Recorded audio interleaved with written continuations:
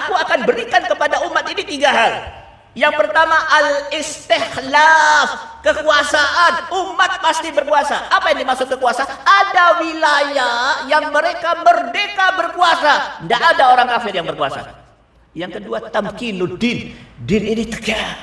Seluruh hukum-hukum Allah tegak dan seluruh amalannya dilakukan. Kesyirikan dihancurkan.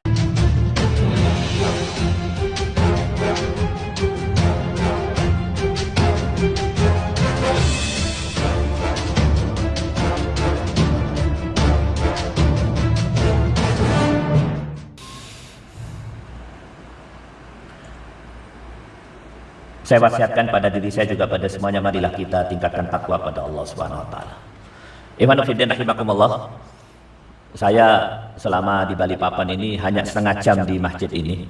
Dalam waktu yang amat sangat singkat ini, numpang lewat, saya akan menyampaikan satu hal untuk menyembuhkan kegelisahan kita. Karena hari ini kita berada dalam satu keadaan yang membuat kita gelisah. Kekalahan demi kekalahan dialami oleh umat ini. Pembunuhan demi pembunuhan, pengusiran demi pengusiran, sakit dan makin sakit. Saya akan menyampaikan satu hal, semoga setelah itu kita lebih bersemangat lagi. Dan ini adalah akidah. Allah Subhanahu wa taala berfirman, "Walaqad sabaqat kalimatuna li ibadinal mursalin. Innahum lahumul mansurun wa inna jundana lahumul ghalibun." Allah Subhanahu wa taala berfirman di dalam surat 37 As-Saffat ayat 171, 172, 173. Walaqad sabaqat kalimatuna li ibadinal mursalin innahum lahumul mansurun wa inna jundana lahumul ghalibun. Sudah menjadi kepastianku, kata Allah, bagian daripada kekuasaanku dan sunnatullahku yang namanya Rasul dan seluruh pasukan pengikut yang berjuang memperjuangkan dakwah Rasul pasti mendapatkan 2 hal. Mansurun, ghalibun, pasti aku tolong, kata Allah, dan pasti menang. Siapa yang pasti ditolong oleh Allah dan pasti menang? Al-Mursalun, utusan Allah, Nabi Rasul. Dan siapa lagi? Jundana, tentaraku. Siapa dia? Pengikut Nabi dan Rasul. Ikhwanu fillah rahimakumullah, dari ayat ini kita bisa mengambil satu kesimpulan. Termasuk sunnatullah yang harus tegak di dalam kehidupan ini, yang namanya kaum muslimin pasti mansurun ghalibun, pasti menang dan pasti ditolong oleh Allah Subhanahu wa taala. Ustaz, tapi yang terjadi kok kalah kita. Kok kelihatannya enggak ditolong? Sabar. Kehidupan ini harus dijalani supaya akan sampai kepada ghalibun dan mansurun. Nah, ayat yang pertama. Sebenarnya dengan ayat ini sudah cukup, bisa kita bawa pulang jadi bekal kita untuk mengarungi kehidupan menghadapi semua musuh Allah.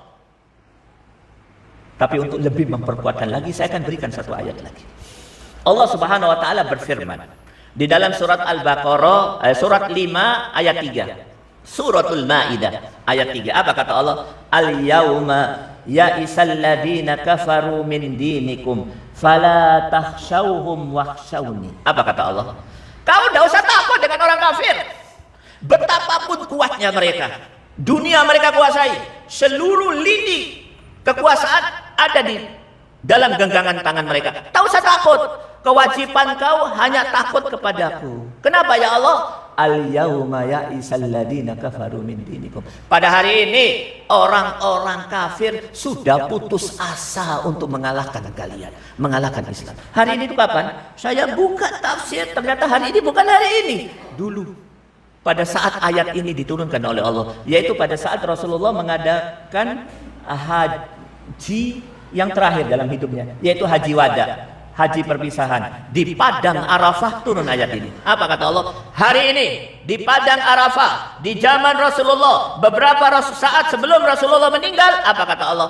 Ya isal ladina kafaru min dinikum. Orang kafir sudah putus asa untuk mengalahkan Islam dan mengalahkan kalian. Maka wajib kalian ketahui, jangan takut terhadap mereka. Takutlah hanya kepada aku. Ayat ini obat, Pak. Hari ini kita berada dalam ketakutan, pembunuhan di mana-mana.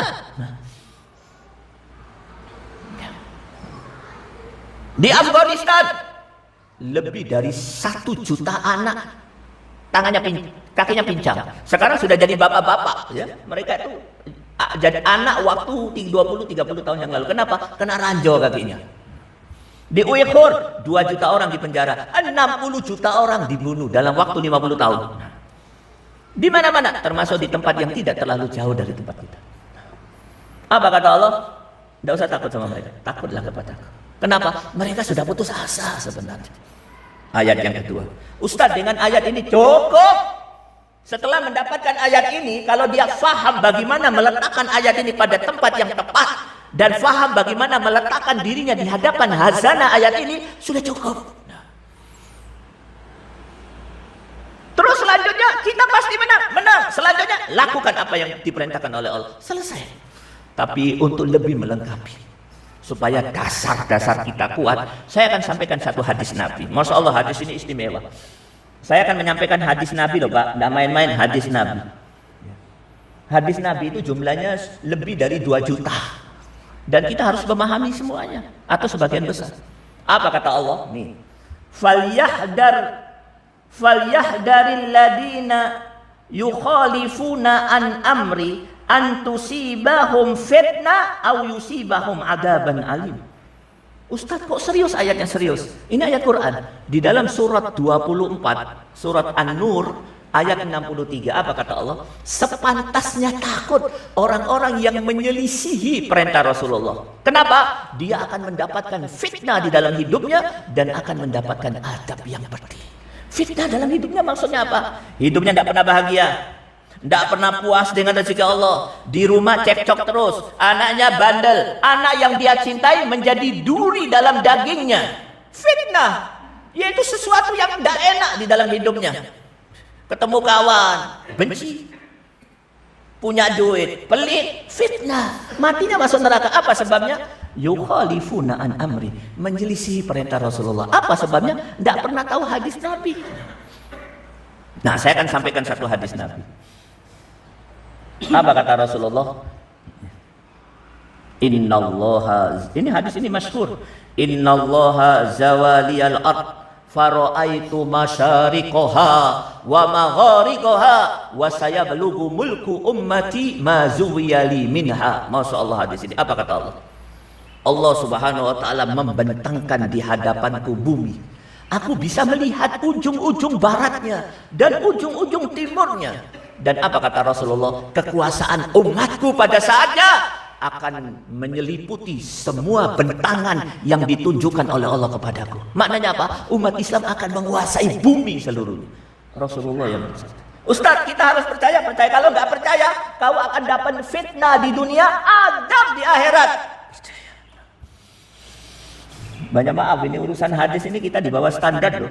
Banyak maaf. Padahal nggak paham satu hadis. Nih saya ambil contoh. Karena nggak paham satu hadis, jangan-jangan sholat Jumat kita sejak balik pertama kali sholat Jumat sampai Jumat yang terakhir kemarin, 6 hari yang lalu, batal. Karena nggak hafal hadis Nabi. Rasulullah bersabda, man massal haso faqad lago wa man lago fala jum'atalah. Hadis masyhur ini. Barang siapa waktu mimbar naik ceramah, dia megang pasir. Zaman Rasulullah nggak ada karpet, la karpet wala AC, wala CCTV. Dia megang pasir. Apa kata Rasulullah? Faqad lagu, sia-sia Jumatnya. Fala Jum'atalah, tidak dapat pahala Jumat. Kalau sekarang mungkin bukan pasir lagi, nggak ada pasir, megang karpet, upil-upil, garu-garu kepala, kayak penjual kopiah, begini-begini, atau macam-macam. Walah hasil goyang, tidak boleh goyang, harus duduk. Mata melihat Rasulullah. Ustaz, kenapa aku tidak tahu? Karena kau tidak tahu hadisnya. Satu hadis saja dia nggak paham, masalah. Dan hadis ini tadi menjelaskan, Innallaha zawaliyal ard, Allah membentangkan bumi di hadapan. Aku lihat ujung baratnya dan ujung timurnya. Bahwa kekuasaan umat ini akan menyeliputi semuanya. Ibn Fiddin rahimakumullah, dari dua ayat tadi dan satu hadis, para ulama mengambil satu kesimpulan bahwa umat ini pasti berkuasa. Karena kita ini penguasa sebenarnya. Sejarah Islam, sejarah kepemimpinan, semuanya pemimpin. Nabi Adam pemimpin, Nabi Idris, Nabi Nuh, Musa, Isa, Sulaiman, Daud, Ibrahim, Ismail, Isa, semuanya pemimpin. Rasulullah, Abu Bakar, Utsman, Ali, Umar, Abu Bakar, Umar, Utsman, Ali, pemimpin. Salahuddin Alain, Muhammad Al-Fatih, pemimpin. Sampai pemimpin yang terakhir. Antum tahu waktu pemimpin yang terakhir yang kemudian dibunuh Sultan Abdul Hamid yang kedua, oleh Britania, oleh Inggris, disuap akan menjadi orang yang paling kaya di muka bumi ini dengan syarat satu, bubarkan khilafah. Apa kata Muhammad Abdul Hamid yang kedua? Enggak. Hanya dia dibunuh. Antum tahu pada saat kepemimpinan pemimpin terakhir, coba lihat, tahun 1920-an yang kemudian dibunuh 1924, tidak terlalu lama, 100 tahun yang lalu atau kurang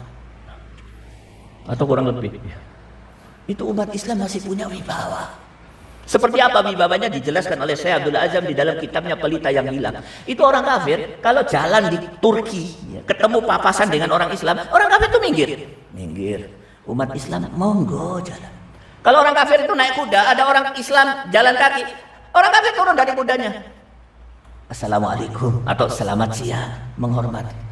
Itu kalau orang kafir ada acara di stadion, acara besar, umat Islam lewat pintu gerbangnya. Orang kafir lewat mana? Lewat pintu belakang dekat WC. Nggak boleh lewat pintu gerbang. Dan kalau orang kafir punya duit mau bangun rumah, tingkatannya nggak boleh melebihi tingkat rumah kaum muslimin. Kalau kaum muslimin tingkat 4, orang kafir tingkat 4. Dan bunyi lonceng di gereja nggak boleh banter-banter. Nggak boleh, kenapa? Nggak boleh mengganggu tidurnya hamba Allah kaum muslimin. Jadi lonceng gereja pelan-pelan, ting ting, banter titik, jangan bangunkan hamba Allah kaum muslimin. Begitu mulianya kaum muslimin. Itu Sultan Abdul Hamid yang terakhir, yang kekuasaannya sudah terganggu, sudah banyak diserang, sudah pada titik nadir kelemahannya. Seperti itu. Ibn Fiddin rahimakumullah, sejarah kita sejarah kepemimpinan. Sebenarnya kita dilahirkan untuk jadi pemimpin. Beliau tidak cocok hanya jadi takmir, pemimpin. Tapi Ustadz, kenapa hal ini terjadi? Nah, itulah persoalan hari ini. Tapi satu hal yang harus kita pahami, kita sebenarnya tidak seperti ini muslimin. Hari ini kaum muslimin berada dalam keadaan yang paling mengenaskan. Apa itu? Terjajah, dipimpin oleh orang kafir. Nah, maka Ibn Fiddin rahimakumullah, nih saya akan sampaikan satu ayat lagi. Ayat ini sangat masyhur dan menjadi lambang, ya, atau apa istilahnya, menjadi falsafah daripada banyak gerakan jihad modern di zaman modern ini, ya, di zaman sekarang ini. Yaitu Allah Subhanahu wa taala berfirman di dalam surat 24. Kalau ada ayat-ayat yang istimewa mohon dicatat, Pak, supaya ada kemajuan kita, tidak menjadi pendengar terus, ya. Nah, surat An-Nur, surat 24 ayat 55. Apa kata Allah? Wa'adallahu alladhina amanu minkum wa amilus solihat la yastahlifannahum fil ard, ila akhir. Ya, ayat ini mengatakan aku akan berikan kepada umat ini 3 hal. Yang pertama, al-istikhlaf, kekuasaan. Umat pasti berkuasa. Apa yang dimaksud kekuasa? Ada wilayah yang mereka merdeka berkuasa. Tidak ada orang kafir yang berkuasa. Yang kedua, tamkinuddin. Din ini tegak. Seluruh hukum-hukum Allah tegak dan seluruh amalannya dilakukan. Kesyirikan dihancurkan. Pak, Rasulullah itu di dalam kehidupan sejarahnya pernah melakukan satu aktivitas yang sangat dahsyat, ya.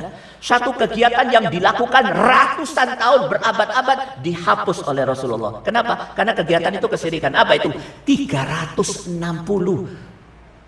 berhala yang sudah berada di situ ratusan tahun, yaitu di Ka'bah, dihancurkan oleh Rasulullah. Sejak itu tidak ada lagi penyembahan terhadap berhala di kota Mekah. Dan alhamdulillah itu diulangi oleh Taliban yang berkuasa di Afghanistan, melakukan satu aktivitas yang sangat bersejarah menurut tauhid, nah, sekaligus dibenci oleh ahli syirik, yaitu mereka ngebom, ya, satu candi yang sangat besar, candi pusat kegiatan penyembahan agama Buddha seluruh dunia. dihancurkan oleh Taliban. Ditanya, kenapa kau lakukan? Aku mengikuti sunnah Rasul.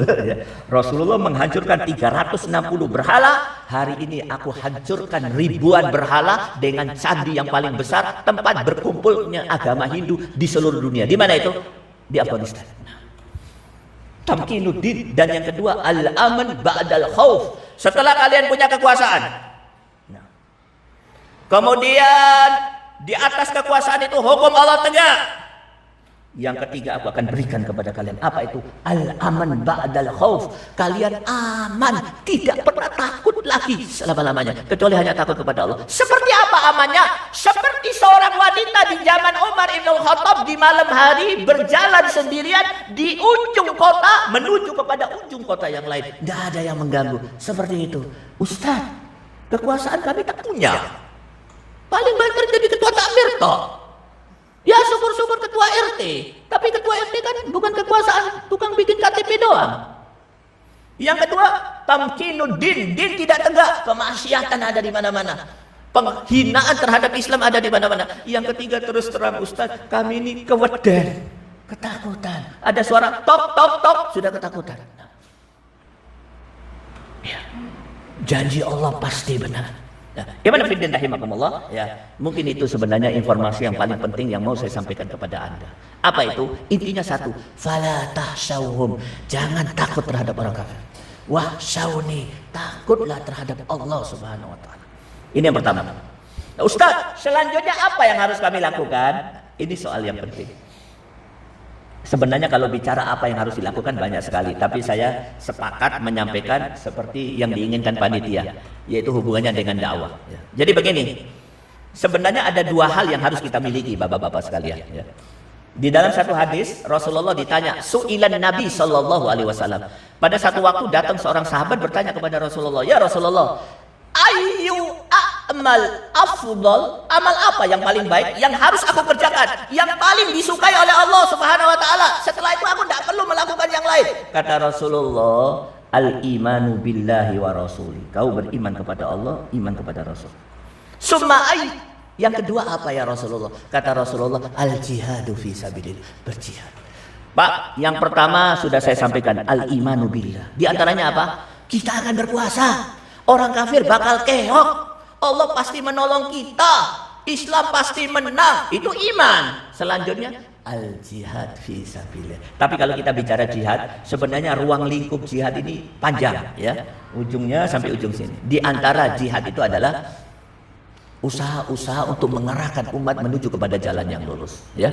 Kenapa? Iman Fiddin rahimakumullah, sebenarnya program yang paling utama itu dakwah dan amal ma'ruf.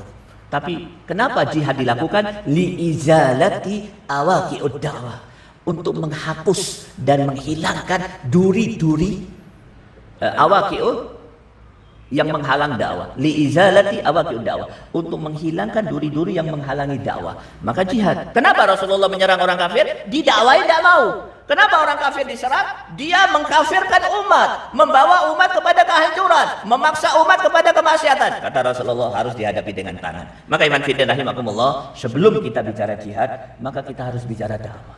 Nah, persoalan hari ini adalah kaum muslimin minas sakitin, membisu 1000 bahasa, ya.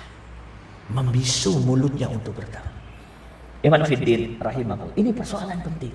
Jangan bicara jihad sebelum dakwah sampai kepada puncaknya. Apa kata Rasulullah? Kau tahu jihad yang paling afdol? Kalimatu adlin inda sultanin jair. Coba lihat, jihad yang paling a'zam, yang paling besar. Kalimatu adlin inda sultanin jair, mendatangi penguasa yang zalim, kemudian menyampaikan kalimatul adil, yaitu Islam. Tak, tak, tak. Itu namanya jihad. Jadi Iman Fiddin rahimakumullah, kenapa semangat jihad kaum muslimin hari ini lemah, melempem? Ya, salah satu sebabnya dia tidak all out di dalam amal ma'ruf nahi munkar dan dakwah. Maka,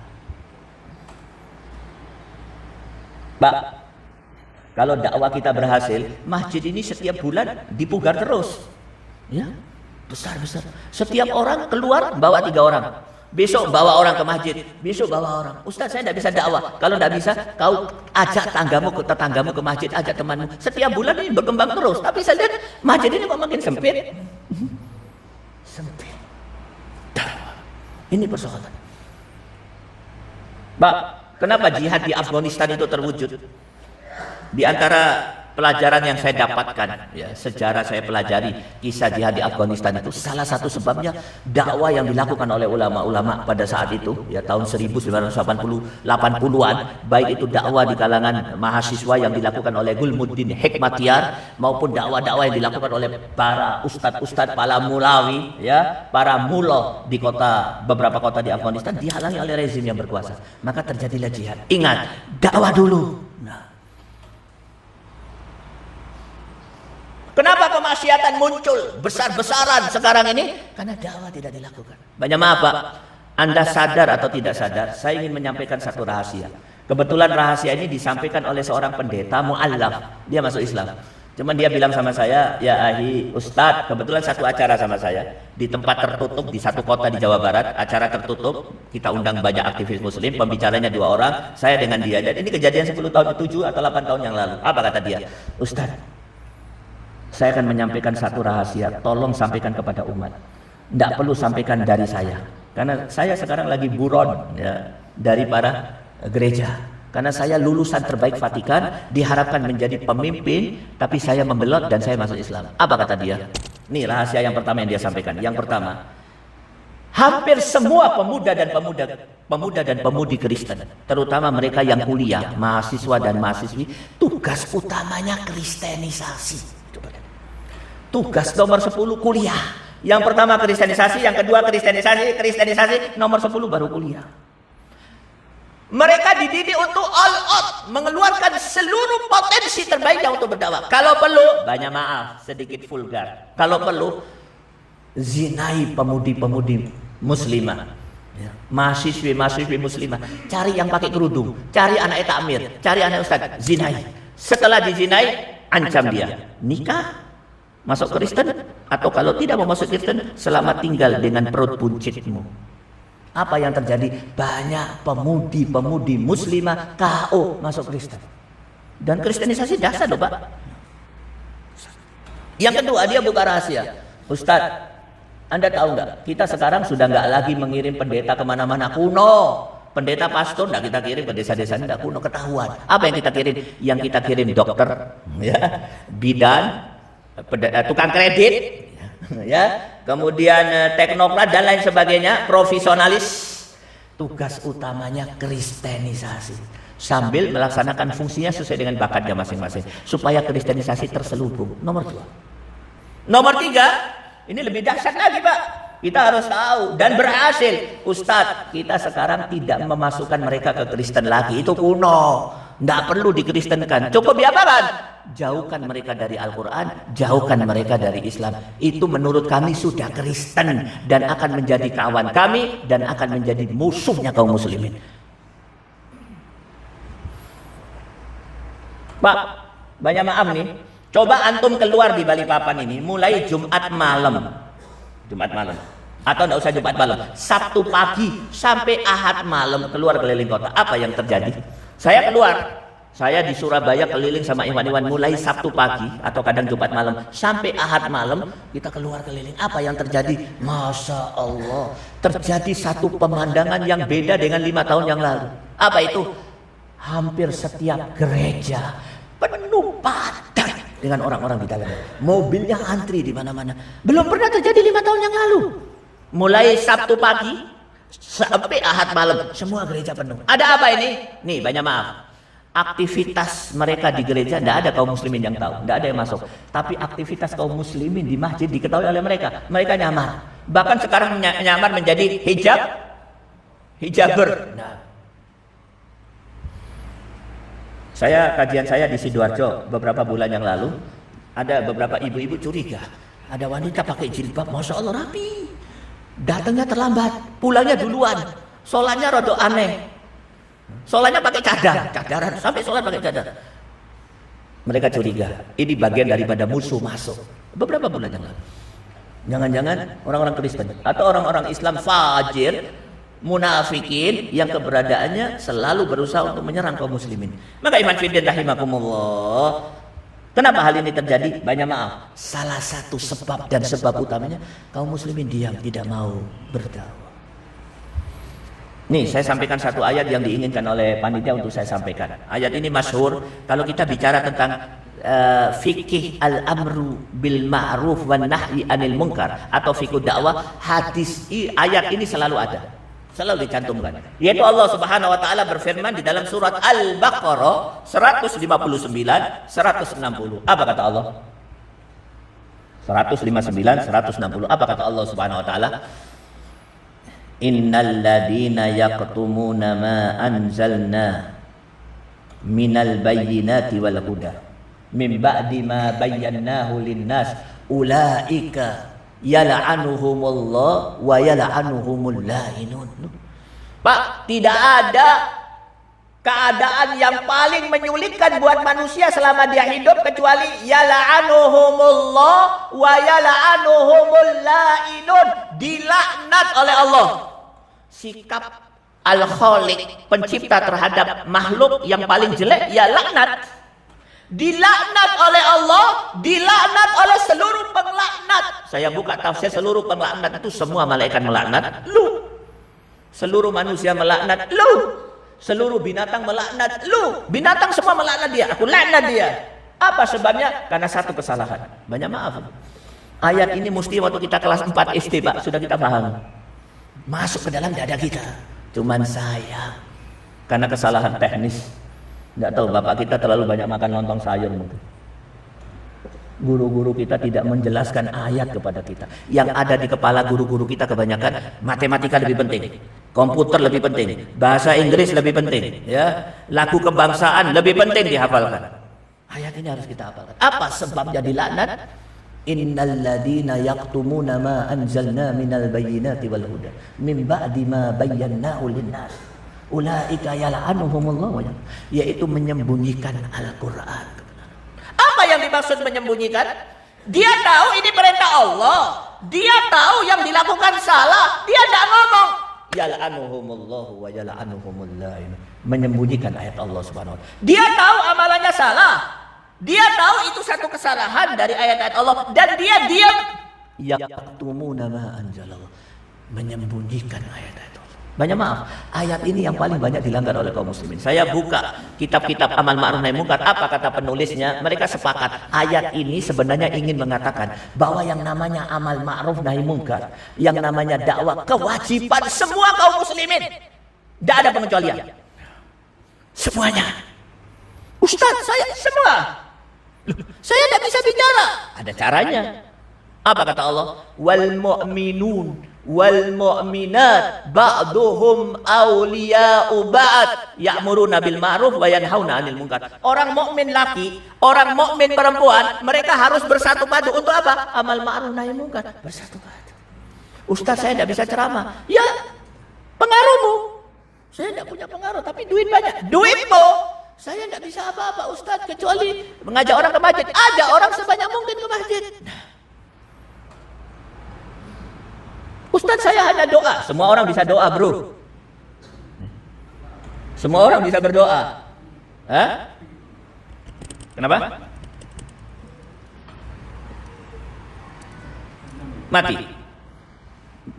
Mati dari tadi apa barusan? Sudah berkeringat saya. Ustaz mati. Jangan hanya berdoa. Hanya maaf nih.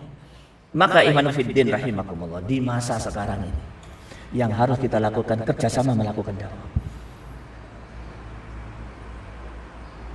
Balikpapan. Nih tanya orang yang paling sepuh. Siapa yang paling sepuh di Balikpapan? Nih beliau mewakili. Saya ingin tanya sama Anda. Saya tidak ingin mengatakan Anda sepuh. Tapi kalau Anda menganggap diri sepuh, alhamdulillah. Saya ingin tanya sama Anda. Waktu saya kurang 5 menit. Balikpapan sekarang dengan 10 tahun yang lalu dalam hubungannya dengan kemaksiatan lebih maju apa tidak maksiatnya? Lebih maju. Kan banyak masjid, banyak dakwah. Ustadz-ustadz yang ada di Jakarta pada banyak, hampir semua datang ke sini. Maksiatnya maju apa enggak? Tambah maju apa enggak? Setuju semuanya? Kenapa? Karena yang berbicara hanya ustadz-ustadz, jumlahnya berapa orang. Yang lain minas sakitin, membisu 1000 bahasa. Sementara kristenisasi, antum tahu, dalam rangka untuk mempersiapkan wilayah ini menjadi ibu kota, di antara programnya yang akan dilakukan kafirisasi, kristenisasi. Itu berkembang. Kenapa? Karena mereka di atas pundaknya ada kewajiban untuk melakukan, memperjuangkan agamanya. Tapi kaum muslimin minas sakitin. Maka iman fillah rahimakumullah, ya. Mungkin itu saja yang bisa saya sampaikan. Maka apabila saya simpulkan apa yang saya ceramah ini, maka kita akan sampai kepada 2 kesimpulan. Kesimpulan yang pertama, kita perbaiki al-imanu billahi war rasul, iman kepada Allah. Apa itu? Di antaranya yakin, seyakin-yakin kemenangan ada di tangan kita. Kekuasaan milik kaum muslimin. Orang kafir bakal keok. Akidah ini kalau hilang ini cacat Islamnya. Yang kedua usaha, ya, al-jihad. Maka kita batasi bab jihad ini berdakwah, ya. Kalau dakwah ditinggalkan, yala'anuhumullah wa yala'anuhumul la'inun. Allah akan melaknat dan seluruh pengelaknat akan melaknat. Iman fiddin rahimakumullah. Saya akhiri apa yang saya sampaikan ini dengan satu hadis Nabi, ya. Rasulullah bersabda, Masya Allah, hadis ini masyhur. Kalau kita buka kitab-kitab dakwah selalu ada hadis ini. Apa kata Rasulullah? Dan ini istimewa. Ternyata amal soleh yang paling besar pahalanya dakwah. Apa kata Rasulullah? Man dalla ilal khair atau alal khair falahu mislu ajri fa'ili. Barang siapa yang menyeru seseorang kepada kebaikan, maka dia akan mendapatkan ajri misla ajri fa'ili, akan mendapatkan pahala sebanyak pahala yang orang yang melakukan dakwanya. Antum berdakwah di hadapan 10 orang, 10 orang melakukan dapat pahala. Yang 10 orang berdakwah lagi, Anda dapat pahala. 100 orang. Maka para ulama sepakat, amal soleh yang paling besar pahalanya yaitu dalla ilal khair, menyeru orang kepada kebaikan, kepada Islam, atau bahasa lainnya al-amru bil ma'ruf wan nahyi 'anil munkar, atau bahasa lainnya ad-da'wah. Maka iman fillah rahimakumullah, mungkin itu saja.